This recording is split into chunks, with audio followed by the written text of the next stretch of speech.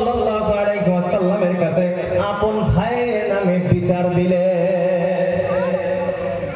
আল্লাহ রাসূলের কাছে বিচার দিলেন, ইয়া রাসূলুল্লাহ, আমরা বড় দরিদ্র মানুষ, গরিব মানুষ, আমরা মাত্র দুইজন ভাই।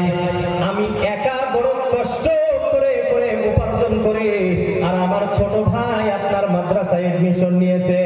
আমি অনেক বুঝাই, সে কাজের জন্য যায় না, কামের জন্য যায় না, কর্মে যায় না। আমি মেহনত করে কষ্ট করে উপার্জন করি, আর আমার ভাই আপনার কাছে মাদ্রাসায় দিন শিক্ষা করে। ও রাসূল, আপনি আমার ভাইকে বোঝান, আমার ভাইও যাতে আমার সাথে কামাই রোজগার করতে যায়। এই ভাই যখন আল্লাহ রাসূল আল্লাহর হাবিব সাল্লাল্লাহু তাআলা আলাইহি ওয়াসাল্লামের কাছে বিচার দিলেন, আল্লাহ রাসূল আল্লাহর হাবিব সাল্লাল্লাহু আলাইহি ওয়াসাল্লাম এই ভাইকে জবাব দিলেন, এই ভাইকে বুঝাইলেন, লাআল্লাকা তুরযাকু বিহি। আল্লাহ রাসূল আল্লাহর হাবিব সাল্লাল্লাহু আলাইহি ওয়াসাল্লাম বললেন, ও ভাই তুমি শোনো, আল্লাহ রাব্বুল আলামিন যে তোমার রিজিকের ব্যবস্থা করে, আল্লাহ রাব্বুল আলামিন তোমার উপার্জন যে বাড়ায়া দেয়, আল্লাহ রাব্বুল আলামিন তোমাকে যে 2-4 টাকা কামাই করার তৌফিক দেয়, বিহি তোমার এই ভাইয়ের উসিলায় আল্লাহ তোমার রিজিকের ব্যবস্থা করে। চিৎকার দিয়ে বলি সুবহানাল্লাহ। এরা আল্লাহর গোলাম। এখন এই হাদিসের মধ্যে আপনারা বোঝার চেষ্টা করেন, এই যে এলাকার ভিতরে মাদ্রাসা আছে, আমরা মাদ্রাসায় চাউল ডাউল দেই কি দেই না? ভাই দেই কি দেই না? আমরা উপার্জন করা টাকা পয়সাই মাদ্রাসায় দেই কি দেই না? এরা আল্লাহর গোলাম, আমরা মেহনত করে করে মাদ্রাসায় দান করি কি করি না? করেন না মনে হয়? তাইলে করেন, যদি তাইলে কইতে শরম পান কে? তার মানে করেন না, এই জন্য শরম পান। সবাই করেন তো, তাও আসতে দান করেন না। দান না করলে কি মাদ্রাসা এত বড় ঘর হইছে? তো বন্ধুরা আমার, আপনারা যে এখানে দান করেন, এটা ঘর দেখলেই বোঝা যায়। এখন আপনি হাদিসটা বোঝার চেষ্টা করেন। আপনি ব্যবসা বাণিজ্য করেন, খেতি বাতি করেন, আপনি চাকরি বাকরি করেন, এই যে আপনি কামাই রোজগার করতেছেন, এটা আল্লাহর গোলাম। আল্লাহ রাব্বুল আলামিন এই এলাকাবাসীকে যে খাদ্যের ব্যবস্থা করেন, আল্লাহ রাব্বুল আলামিন আপনাদেরকে যে রোজির ব্যবস্থা করেন, আল্লাহ রাব্বুল আলামিন আপনাদেরকে যে খাদ্য দেন, আল্লাহ রাব্বুল আলামিন আপনাদেরকে যে সুখে শান্তিতে রাখছেন, কেমনে রাখছে, কেন রাখছে, এর জবাব হলো, এর জবাব আল্লাহ রাব্বুল আলামিন এই মাদ্রাসার ছাত্রদের উসিলায়, এই মাদ্রাসার ছাত্রর উসিলায়, এই মাদ্রাসার ছোট ছোট আল্লাহর নবীর মেহমানের উসিলায়, এই ছোট ছোট শিশু আল্লাহর গোলামের উসিলায়, আল্লাহর নেক বান্দার উসিলায় আল্লাহ রাব্বুল আলামিন আপনাদের রিজিকের ব্যবস্থা করেছেন। চিৎকার দিয়ে বলি সুবহানাল্লাহ। তাহলে আপনার রিজিকের ব্যবস্থা কোথায় থেকে আসে? আল্লাহ যে আপনাকে রিজিক দিতেছে কোথায় থেকে? কথা কয় না। এই মাদ্রাসার উসিলায় আল্লাহ আপনার রিজিকের ব্যবস্থা করতেছে। কার উসিলায়? মাদ্রাসা। যে আল্লাহ আপনার রিজিকের ব্যবস্থা করতেছেন, যে আল্লাহ আপনাকে উপার্জন দিতেছেন, যে আল্লাহ আপনাকে কামাই করার তৌফিক দিতেছেন, ওই আল্লাহ চাইলে তো আপনার কামাই বন্ধ হবে না।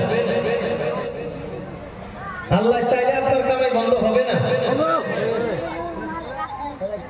যে আল্লাহ আপনার রিজিকের ব্যবস্থা করতেছেন, ওই আল্লাহ যদি চায়, ওই আল্লাহ চাইলে আপনাকে অভাবগ্রস্ত বানাইতে পারে।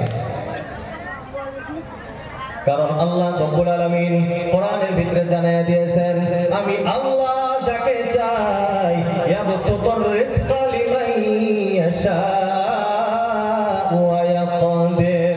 আল্লাহ রাব্বুল আলামিন বলেন, আমি আল্লাহ যার জন্য চাই, যাকে ইচ্ছা করি তার জন্য সম্পদের পাহাড় বানায় দেই।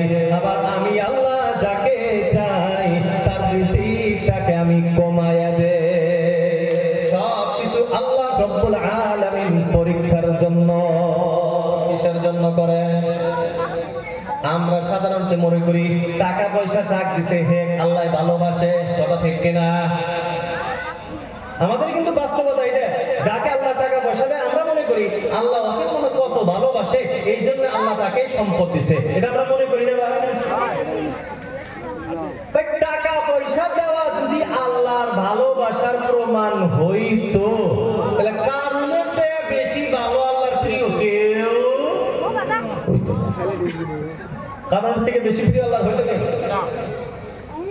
আল্লাহ রাব্বুল আলামিন কারূনকে যখন হাজার হাজার মিলিয়ন বিলিয়ন ডলার সম্পত্তি দিয়েছিল, কারূনের যে সাথীগুলো ছিল, যারা গরিব ছিল, এরা আল্লাহর কাছে বিচার দিত, মনে মনে ভাবতো, আল্লাহ আপনি কারূনকে সম্পদ দিয়েছেন, মনে হয় আপনি কারূনকে বড় ভালোবাসেন, আমাদেরকে আপনি ভালোবাসেন না, এই জন্য কারূনকে বেশি সম্পদ দিয়েছেন। এলে আল্লাহর গোলাম, আমরা সবাই জানি কারূন তার সমস্ত সম্পদ নিয়ে মাটির ভিতরে দফন হয়ে গেছে। শুনছি কি শুনি নাই? জমিনের ভিতরে আল্লাহ রাব্বুল আলামিন গেড়ে নিয়েছেন। আর কারূন যে তার সম্পদ নিয়ে মাটির ভিতরে গেছে, ওই যে ডাবা আরম্ভ হয়েছে, এখনো ডাবতেই আছে, এখনো মাটির তলে ডাবতেই আছে। আল্লাহ রাসূল আল্লাহর হাবিব সাল্লাল্লাহু আলাইহি ওয়াসাল্লাম বলেন, কিয়ামত পর্যন্ত তার সম্পদের বোঝা মাথায় নিয়ে জমিনের ভিতরে ডাবতেই থাকবে। বলেন আউযু বিল্লাহ।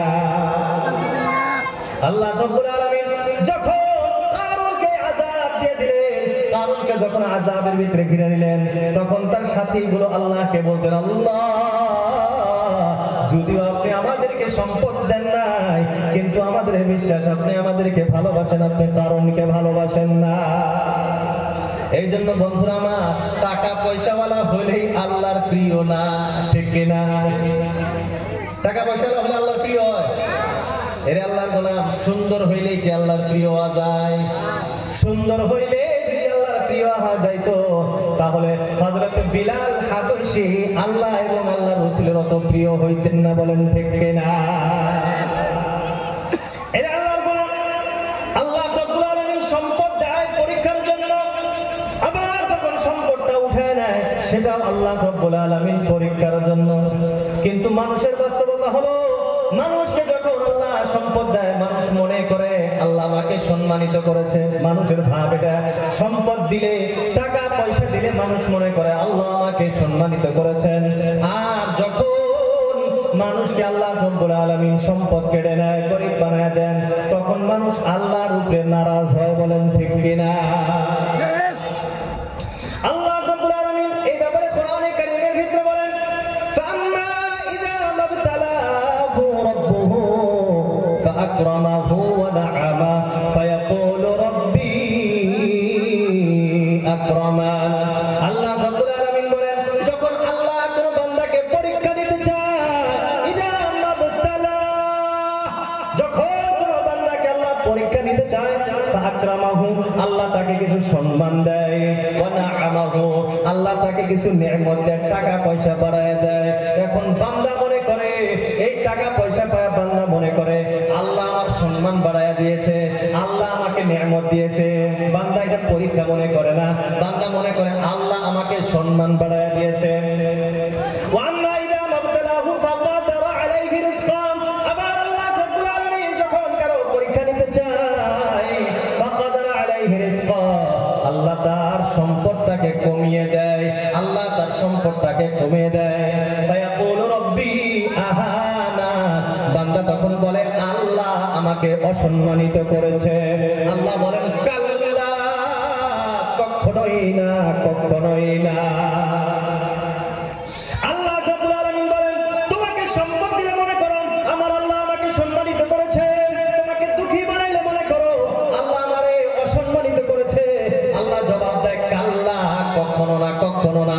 তোমার সম্মানের জন্য আমি তোমাকে সম্পদ দেই নাই, তোমার অসম্মানের কারণে আমি তোমার সম্পদ কমায়া দেই নাই, বরঞ্চ তোমার সম্পদ যে আমি দিয়েছি এটাও তোমার পরীক্ষার জন্য। আবার তোমাকে যে আমি সম্পদ দেই নাই, এটাও তোমার পরীক্ষার জন্য। আবার আল্লাহ বলেন, তোমাকে সম্পদ দেই নাই, এটার কারণ কি? আমরা যে টাকা পয়সা পাই নাই, এটার কারণ কি?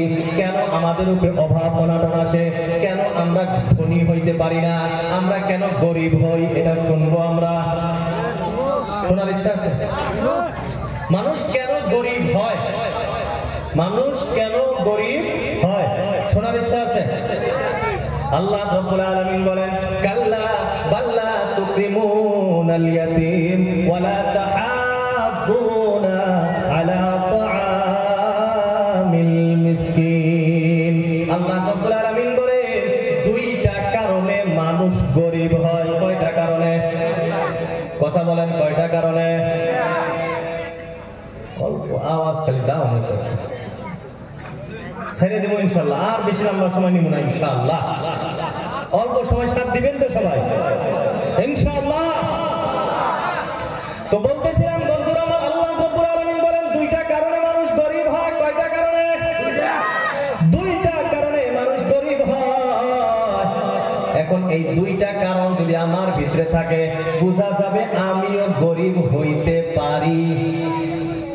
যদি থাকে তাহলে এই দুইটা অভ্যাস পরিবর্তন করতে হবে, বলেন ঠিক কিনা? এক নম্বর গরিব হওয়ার কারণ আল্লাহ রাব্বুল আলামিন বলেন আমি যে তোমাকে সম্পদ দেই নাই, আমি যে তোমাকে গরিব বানিয়েছি তার কারণ হলো লা তুকরিমুনাল ইয়াতীম, তুমি এতিমদেরকে সম্মান করো না। আল্লাহ কয় তোমরা এতিমকে সম্মান করো না। এক নাম্বার গরিব হওয়ার কারণ এতিমকে সম্মান না করা। এতিমকে সম্মান করা মানে কি? এতিমকে কি সেলুট দেওয়া এটা সম্মান? বলে না না, এতিমের অনেক ভাগ আছে। কিছু এতিম আছে যারা এতিম হইলেও টাকা পয়সা লাগ ধনী, আবার কিছু এতিম আছে টাকা পয়সাও নাই, আবার কিছু এতিম আছে বিভিন্ন কিসিমের আছে। না না, এরা আল্লাহর গোলাম। এক নাম্বার হলো এতিমকে সম্মান করা, এর এক নাম্বার ব্যাখ্যা, এর এক নাম্বার তাফসীর হলো এতিমের হক নষ্ট না করা। ভাই মইরা গেছে গা, বাইতে আছে কেমন ভাবে ভাইস্তাকে ঠগায়া ভাইয়ের সব মাটি নিজের নামে করা যায়। আছে না কইরা এতিমের হক নষ্ট করা, এটা এতিমকে সম্মান না করার ভিতরে আসে। এক নাম্বার এতিমের হক নষ্ট করা। হক নষ্ট করলে এটা আল্লাহ দুনিয়াতেও মাফ করবো না, আখিরাতেও মাফ করবো না। আল্লাহ রাব্বুল আলামিন যারা এতিমের মালকে গ্রাস করে নেয়, আছে না এমন মানুষ?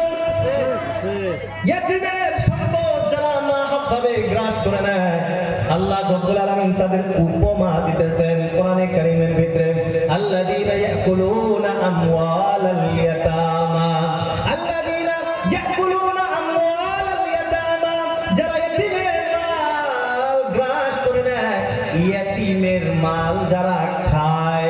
আল্লাযীনা ইয়াকুলুনা আমওয়ালাল ইয়াতামা, যারা এতিমের মাল খায়, যারা এতিমের মাল খায়, আল্লাহ বলেন লা ইয়াকুলুনা ইল্লা ফি বুতুনিহিম নারা, তারা তাদের পেটটাকে আগুনের দ্বারাই পরিপূর্ণ করতেছে।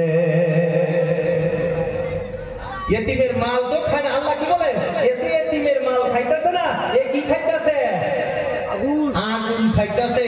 তো আগুন খাইলে আঙ্গুরের বাংলা ভাষাতে কয় না আগুন খাইলে আংরা, জানেন না এটা? তাহলে আগুন খাওয়া যাব ভাই, যারা দুনিয়াতে আগুন খাবো তাহলে তো তারা জান্নাতে যায় পানি খাবো। তাহলে এতিমের মাল খাওয়া যাব? এক নম্বর এতিমের হক হলো তার মালকে না হক নষ্ট না করা, এতিমের মাল না খাওয়া। দুই নম্বর এতিমকে সহায় সাহায্য করা। এতিমকে কি করা? সহায় সাহায্য করা। আল্লাহ রাসূল আল্লাহর হাবিব সাল্লাল্লাহু আলাইহি ওয়াসাল্লাম বলেন আনা ওয়া কাফিল ইয়াতীমি কাহাতাইনি ফিল জান্নাহ। আল্লাহ রাসূল আল্লাহর হাবিব সাল্লাল্লাহু আলাইহি ওয়াসাল্লাম বলেন আমি আর এতিমকে লালন পালনকারী, আমি আর এতিমকে লালন পালনকারী জান্নাতের ভিতরে এমন অবস্থায় থাকবো। আমার হাতটার দিকে তো লক্ষ্য করতেছেন, আল্লাহ রাসূল বলেন এমন অবস্থায় থাকবো। তার মানে এই আঙ্গুল আর এই আঙ্গুলের ভিতরে কি বেশি পার্থক্য আছে? আল্লাহ রাসূল বলেন যারা এতিমকে সহায় করবে, এতিমের লালন পালন যারা করবে, আমি কিয়ামতের দিন ওই মানুষটাকে আমার সাথের জান্নাতে রাখবো। চিৎকার দিয়ে বলি সুবহানাল্লাহ। তো এক নাম্বার এতিমের হক হলো তার হককে নষ্ট না করা। দ্বিতীয় নাম্বার তার যদি টাকা পয়সা না থাকে তাকে সহায় সহযোগিতা করা, পরিপূর্ণ এতিমের কাফালত করা, পরিপূর্ণ এতিমকে লালন পালন করা অথবা আংশিক ভাবে তাকে সহায় করা। 3 নাম্বার, এতিম আছে, তার সম্পদ আছে, টাকা পয়সার প্রয়োজন নাই, এতিমের সম্মান কি? বলে এমন এতিমের সম্মান তাকে মা বাবার মতো স্নেহ দেওয়া, ভালোবাসা। কারণ সে এতিম হলেও সে তো ধনী, তার টাকা পয়সার অভাব নাই, কিন্তু তার মা বাবার মহব্বতের অভাব। এই সন্তান যখন বাহিরে যায়, স্কুলে যায়, দেখে তার আব্বা তাকে নেওয়ার জন্য আসছে, তার মা তাকে আদর করে খাওয়াই দিতেছে। আল্লাহর গোলাম ওই ইতিমের অন্তরের ভিতরেও কিন্তু তখন ডাক দেয়, আর যদি আমার আব্বা থাকতো, আমার আম্মা যদি থাকতো, আমাকেও নিতে আসতো। আর যদি আমার আম্মা থাকতো, ওই শিশু বাচ্চাকে যেমন ভাবে খাওয়াই দিতেছে আমারও খাওয়াই দিত।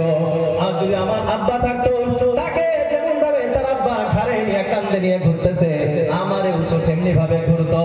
এই জন্য আল্লাহর গোলাম এমন এতিম, ধনী এতিম কিন্তু তাদের মহব্বতের অভাব, তাদেরকে ভালোবাসা, তাদেরকে মহব্বত করাটাও এতিমের হক আদায় করা। রাজি আছি তো আমরা ইনশাআল্লাহ? তো গরিব হওয়ার 1 নম্বর কারণ হলো এতিমকে সম্মান না করা। এতিমের ব্যাপারে কিছু বিশ্লেষণ হয়ে গেল। 2 নম্বর, আল্লাহ রাসূল আল্লাহর হাবিব সাল্লাল্লাহু আলাইহি ওয়াসাল্লাম বলেন গরিব হওয়া, আল্লাহ বলেন গরিব হওয়ার কারণ ওয়ালা তাহাদ্দুনা আলা তাআমিল মিসকিন। আল্লাহ বলেন তোমরা ওয়ালা তাহাদ্দুনা, নিজেও তো করো না, অপরকেও বুঝাও না। বলে কি বুঝাই না? আলা তাআমিল মিসকিন, মিসকিনদেরকে খানা খাওয়াইতে হবে, মিসকিনদের যে ভরণ পোষণ দিতে হবে, এটা নিজেও করো না, আবার অন্য কেউ করার থেকে আগ্রহী করো না। তার মানে নিজেও কোনোদিন দেয় না, মানুষকেও আগ্রহী করে না। এটা আল্লাহর গোলাম। 1 নম্বর কথা হলো আপনি সহায় করেন, নিজে এতিমের ব্যবস্থা করেন, নিজে গরিব মিসকিনকে খানা খাওয়ান। আর যদি এমন অবস্থা হলো আমার নিজে খাওয়ানোর মতো ব্যবস্থা নাই, তাহলে যে খাওয়াইতে পারবে তার দিকে রাস্তা দেখায় দেওয়া, তার দিকে রাস্তা দেখায় দেওয়া। আল্লাহ রাসূল আল্লাহর হাবিব সাল্লাল্লাহু আলাইহি ওয়াসাল্লাম বলেন আদ-দাআল্লু আলাল খাইরি কাফাইলিহি। কেউ যদি ভালোর দিকে রাস্তা দেখায় দেয়, যে ভালো কামটা করবে তার সমতুল্য সওয়াব এই রাস্তা দেখানোওয়ালাও পাইবে। বলি সুবহানাল্লাহ। এই কিন্তু এইরকম মানুষ আমাদের সমাজে অনেক আছে, নিজেও দান করবে না, আরেকজন দান করতে চাইলেও নিষেধ করে, আছে না নাই? এমন মানুষ আছে, মাদ্রাসার 10 টাকা দিয়ে কি হবো, ফকিরের 10 টাকা দেওয়া বাদ দিয়ে তার থেকে বিড়ি কিনে খাইস, তাও লাভ হবো। আছে না এমন মানুষ? তাতে দিয়ে কি হবো, অভ্যাস হয়ে গেছে। এরা আল্লাহর গোলাম, নিজেও দেয় না, আবার অপরকে দেওয়ার প্রতি আগ্রহীও করে না। আল্লাহ বলেন এই জন্য আল্লাহ তোমাদের উপরে দরিদ্রতা নামায় আনে। তাইলে যদি ধনী হইতে চাই 2টা কাম করা লাগবে। ধনী হওয়ার উপায় কয়টা? সবাই বলেন ধনী হওয়ার উপায় কয়টা? 1 নাম্বার কি ভুলে গেছে গা? গরিব হওয়ার 1 নাম্বার কারণ আসলে ইতিমে দেখভাল না করা। তাহলে ধনী হওয়ার 1 নাম্বার উপায় ইতিমকে সম্মান করা। ধনী হওয়ার 2 নাম্বার উপায় গরিব মিসকিনকে খানা। এই যে মাদ্রাসাগুলির ছাত্রগুলি আছে, এরা আল্লাহর গোলাম। এই ছাত্রগুলি ধনী না গরিব? কথা কয় না, সবাই বলেন। এই মাদ্রাসায় যে ছাত্রগুলি পড়ে, এই ছাত্রগুলির অধিকাংশ ছাত্র হলো গরিব। বলেন ঠিক কিনা? এরা আল্লাহর গোলাম। এর আগে এখন আরেকটা কথা আসি, আপনার যে কাছে যে টাকা পয়সা আছে, এরা কি আপনি মালিক না আল্লাহ? না আমি কামাই করছি আমার? এরা আল্লাহর গোলাম। এই সম্পদ আপনার না, আল্লাহ আপনাকে দিয়েছেন। এই জন্য আল্লাহ রব্বুল আলামিন বলেন ইয়া আইয়ুহাল্লাযীনা আমানু আনফিকু মিন ক্বাবলি আন ইয়াতিয়া আহাদাকুমুল মাউত ফায়াকুল রাব্বি লাউলা আখখারতানি ইলা আজালিন করিব ফাসাদদাকা ওয়া আকুম মিনাস সালিহিন। মরণ তো আমাদের সবারই আছে, এই কথা বিশ্বাস আছে আমাদের। আসতে কইতাছে, তার মানে হুজুর এই এলাকার মানুষ তো আর মরে না। না মরে না, এই দেশের মানুষ মরে কি কয়? তাহলে যে কইলাম কোন না আসতে করে কইলেন না, এই দেশের মানুষ কি মারা যায়? পিছনের ভাইরা মানুষ মরে। পাশের গুলা কথা কইতাছে না, তার মানে কয় হুজুর আমরা তো জানি না কোন দেশে আছি আমরা। ভাই পাশে যারা আছি 14 আছি তো আমরা, পিছনের ভাইরা হজাগ আছি তাও কয় না। এখানে এলান করে রাখতেছে, হ্যাঁ শ্রদ্ধেয় গ্রামবাসী, আমাদের জলসার পিছনে অনেক লোক আজ রাত 10 ঘটিকায় 11 ঘটিকায় ঘুমাইছে না ইন্তেকাল করছেন। কি আল্লাহু আকবার, আল্লাহু আকবার। তো মুহতারাম দোস্ত আজিজ, বলতেছিলাম কি টাকা পয়সা কার? আল্লাহর। আর তার সাথে বলতেছিলাম একটা আয়াত বলে তারপরে প্রশ্ন করছি যে আমরা সবারই মরণ আছে, সবারই মরণ লাগবে। তাহলে মরা যদি লাগবো, কালকে মরমু না আজকে মরমু, গ্যারান্টি আছে না? হুজুর আরো 1 বছর বাঁচমু, ওই গ্যারান্টি নাই। আল্লাহ রাব্বুল আলামিন বলেন, ইয়া আইয়ুহাল্লাযীনা আমানু, ও ঈমানদার বান্দা বান্দীগণ, কান খুলে শোনার চেষ্টা করেন, অন্তরে কান দিয়ে শোনার চেষ্টা করেন। আল্লাহ রাব্বুল আলামিন বলেন, আনফিকু, ও ঈমানদার বান্দা বান্দীগণ, যারা নিজেকে ঈমানদার দাবি করে আমি ঈমানওয়ালা, আল্লাহ রাব্বুল আলামিন বলেন আনফিকু, খরচ কর। বলে কোথায় খরচ করব? বলে হুজুর তো অল্প আগেই বুঝাইছে, ইয়েতিমদের উপরে খরচ করো, গরিবদের উপরে খরচ করো, ঠিক কিনা? তো আল্লাহ বলেন আনফিকু, খরচ করো। কোন সময় খরচ করবা? মিন ক্বাবলি আইয়াতিয়া আহাদাকুমুল মাউত, আল্লাহ বলেন মৃত্যু আসার আগে খরচ কর। কোন সময় আসার আগে? সবাই বলেন কোন সময় আসার আগে? কি আসার আগে খরচ করতে হবে? কথা কইতেছেন না, কথা বুঝতে, আমার ভাষা বুঝতেছেন না? ওই ভাষা বলেন না আপনারা, তাহলে কথা কম না যায়। আমি ফার্স্টেই কইছি কথা না কইলে আমার বয়ানের জোশ টোশ সব থেমে যাবো, আমার শুধু বয়ান উঠবে,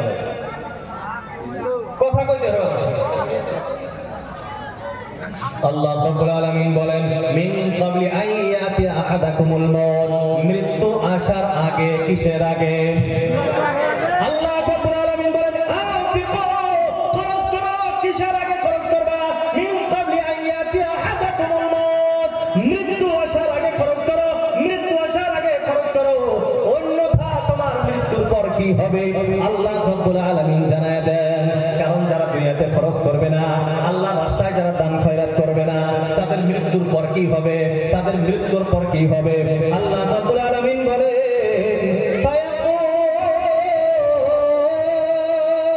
ওই দিন জাহান্নামের ভিতরে বান্দা চিৎকার দিয়ে দিয়ে আল্লাহ রাব্বুল আলামিনের কাছে কান্নাকাটি করবে, চিৎকার দিবে, আল্লাহ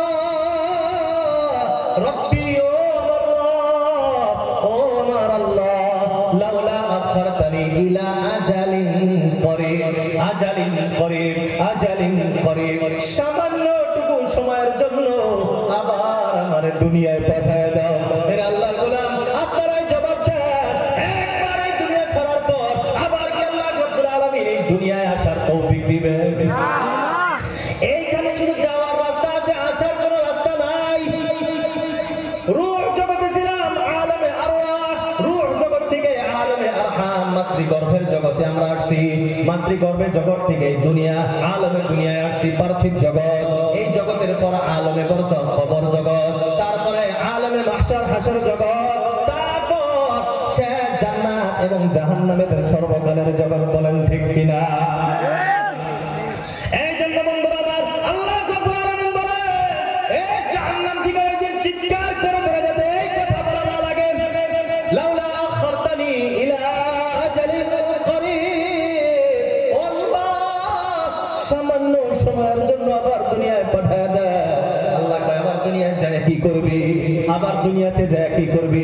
60-70 বছরের জীবন তো আমি তোরে দিয়েছিলাম, এখন আবার কি করবি? যায় বান্দা বলে ফাসাদাকা ওয়া আকুম মিনাস সালিহিন, আল্লাহ আবার দুনিয়ায় সামান্য সময়ের জন্য পাঠিয়ে দাও, শুধুমাত্র সাদাকা করব, সাদাকা করব, সাদাকা করব, শুধু দান করব, দান করব, ওয়া আকুম মিনাস সালিহিন, আর নেককার বান্দা হয়ে আবার কবরে আসবো। এর আল্লাহর গোলাম, আপনারাই বলেন আবার সাদকা করার সুযোগ আল্লাহ কি দিবে? এর আল্লাহর গোলাম আল্লাহ রাসূল আল্লাহর হাবিব সাল্লাল্লাহু আলাইহি ওয়াসাল্লাম বলেন, যখন মাইয়িতকে দফন করা হয়, মাইয়িতকে যখন জানাজার জন্য নিয়ে যাওয়া হয়, কবরস্থান পর্যন্ত যখন নিয়ে যাওয়া হয়, আল্লাহ রাসূল বলেন 3টা বস্তু কবর জানাজার সাথে যায়। কয়টা বস্তু? কয়টা বস্তু সাথে যায়? আল্লাহ রাসূল বলেন 3টা বস্তু সাথে যায়। ইয়ারজিউ ইসনান, 2টা ওই মাইয়িতের থেকে সরে আসে, সাথ দেয় না। 2টা বস্তু সরে আসে, সাথ দেয় না। ওয়ায়াবকা ওয়াহিদ, একটা সাথে থাকে। আল্লাহ রাসূল আল্লাহর হাবিব বলেন, যখন মাইয়িতকে কবরস্থানের দিকে নিয়ে যাওয়া হয়, মাইয়িতের টাকা পয়সা সাথে যায়, যায় কি যায় না? মাইয়িতের আত্মীয় স্বজন সাথে যায়, যায় কি যায় না? মাইয়িতের আমল সাথে যায় কি যায় না? আল্লাহ রাসূল আল্লাহর হাবিব বলেন, ইয়ারজিউ ইসনান, 2টা বস্তু ঘুরে আসে। আহলুহু ওয়া মালুহু, মাইয়িতের সম্পদ, টাকা পয়সা সবকিছু ঘুরে আসে। মাইয়িতের আত্মীয় স্বজন, ছেলে মেয়ে যারা আছে সব ঘুরে আসে। ওয়ায়াবকা আমালুহু, বেঁচে থাকতে যা আমল করছে ওই আমলটুকু শুধুমাত্র কবরে থেকে যায়। এর আল্লাহর গোলাম, তাহলে আপনারাই বলেন, আমি আপনি যখন মরবো আমার সাথে কয়টা বস্তু যাবে? সবাই বলেন কয়টা বস্তু যাবে? ঘুরে আসবে কয়টা? 2টা বস্তু। কি কি ঘুরে আসবে? বলে আমার সম্পদ আর আমার আত্মীয় স্বজন ঘুরে আসবে, আর কবরে আমার সাথে থাকবে কে? সবাই বলেন কে থাকবে?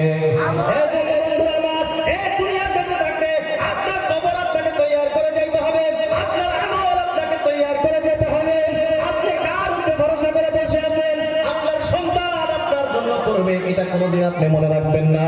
আল্লাহর গোলাম আল্লাহ রাব্বুল আলামিন বলে, ওমাল হায়াতুদ দুনিয়া ইল্লা মাতাউল গুরুর, এই দুনিয়া, এই পার্থিব জীবনের সব কিছু ধোঁকা, ধোঁকা আর ধোঁকা। আল্লাহ রাব্বুল আলামিন বলেন, এই পৃথিবীর সব কিছু শুধুমাত্র ধোঁকা, ধোঁকা। বলেন ঠিক কিনা? ভাই সবাই বলেন ধোঁকা কি ধোঁকা না?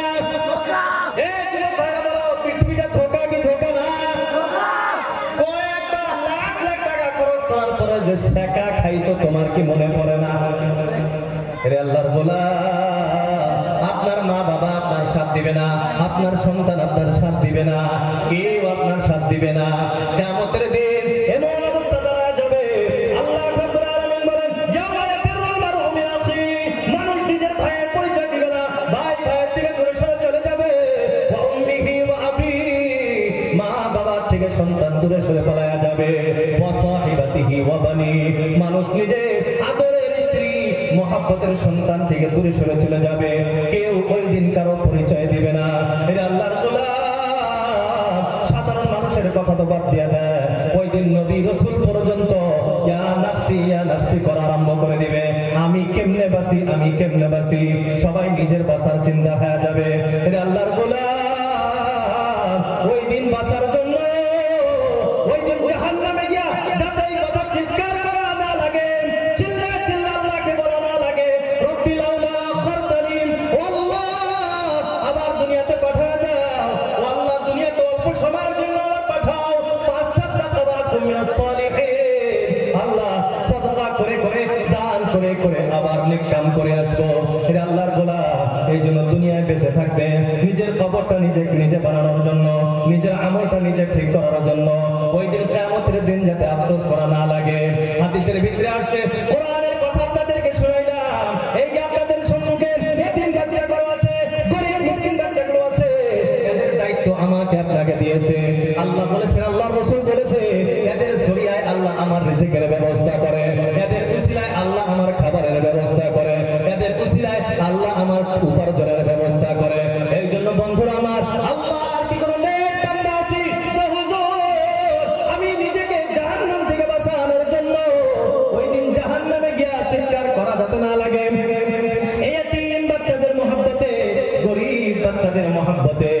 রসুলের মেহমানের মহব্বতে আমার ইনকাম যাতে বাড়ায় দেয়, আল্লাহ যাতে আমার রিজিকের ব্যবস্থা বাড়ায় দেয়, এই আশা নিয়ে নিজেকে জাহান্নাম থেকে বাঁচানোর জন্য একজন বান্দা কি বাহির হবে যে হুজুর আমি মাদ্রাসার জন্য 10,000 টাকা দান করে দিব?